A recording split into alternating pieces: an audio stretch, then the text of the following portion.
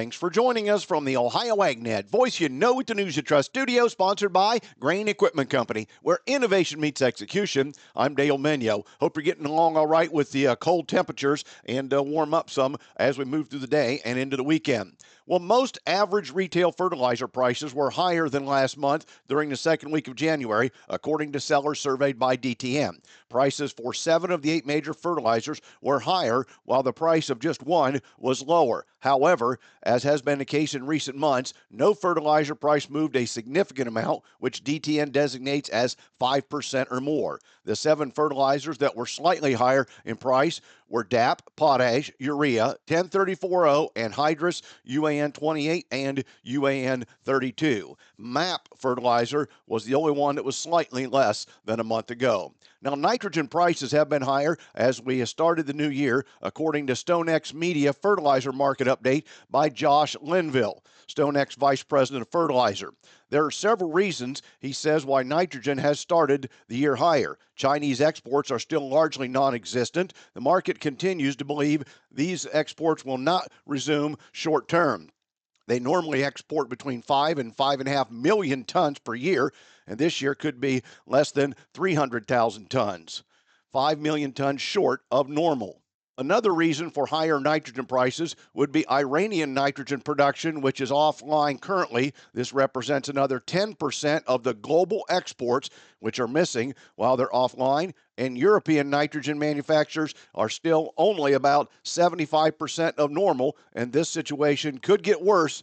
This comes to about 2 million tons of UAN being offline. Today's weather brought to you by Seed Consultants. Simply better performance online at seedconsultants.com. Here's the forecast. Not much going on in Ohio for the balance of this afternoon. I'm Chief Meteorologist Ryan Martin. Let's take a look at your forecast update. I don't have anything super impressive for you here on your Wednesday afternoon. Some clouds here and there, but generally speaking, just cold air. Now, the good news is we're seeing temperatures not quite as cold as yesterday. We'll see some significant moderation in temperatures as we get closer to the weekend, probably getting us back close to normal for this time of year. In between, though, we probably dealing with some clouds off and on through the day tomorrow. I won't rule out a few flurries. I don't think it's a big deal, but definite clouds for Thursday. Over the weekend, not much happening. Temperatures are going to be near normal for Saturday and Sunday. Next week, cold air kind of yo-yos back and forth, but no major weather systems until we get into early February.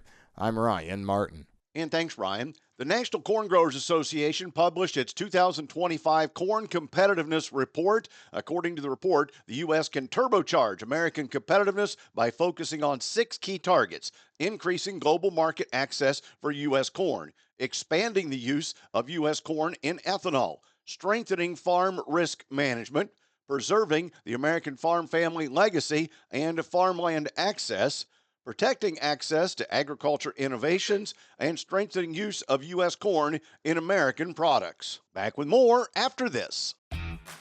Hey, pork producers, it's almost time for the 2025 Ohio Pork Congress, your connection to all things pork.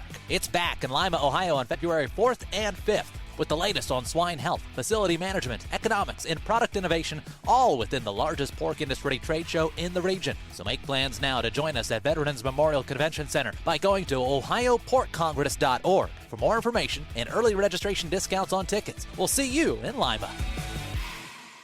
President Trump issued an executive order declaring a national energy emergency Monday, which noted the administrator of the Environmental Protection Agency, after consultation with and concurrence by the Secretary of Energy, shall consider issuing emergency fuel waivers to allow the year-round sale of E15 gasoline to meet any projected temporary shortfalls in the supply of gasoline across the nation. Use of E15 is not new. Being able to use it year-round would be new. Time now for the Midday Market Analysis, provided by Leist Mercantile and sponsored by Brandt, helping growers take control for over 70 years. I'm Ryan Metzger with Leist Mercantile, providing you with some market-driving news. This morning, Reuters reported that China has halted soybean import shipments from 5 Brazilian companies, noting recent cargoes have not met phytosanitary requirements, meaning that there were concerns about some cargoes that have been found with chemical contamination,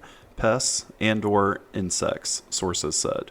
It is not clear how long the suspension would last, although traders expect it to be very short term. China imported a record 105 million tons of soybeans last year. 71% came from Brazil. Please visit our website, leisbergensile.com, to learn more about our grain marketing program and crop insurance services. And thanks, Ryan. Today's market's brought to you by Seed Consultants, simply better performance. At yesterday's close, after a first full day in the new office and after inauguration speeches, December corn was up 3 3/4. November beans closed up 22, and July new crop wheat was up 21 1/4. Today we've been mixed. March corn 4.90 3/4, up 3/4. December up a half at 4.60 1/4 cent. March beans down 3/4 at 10.66 1/2.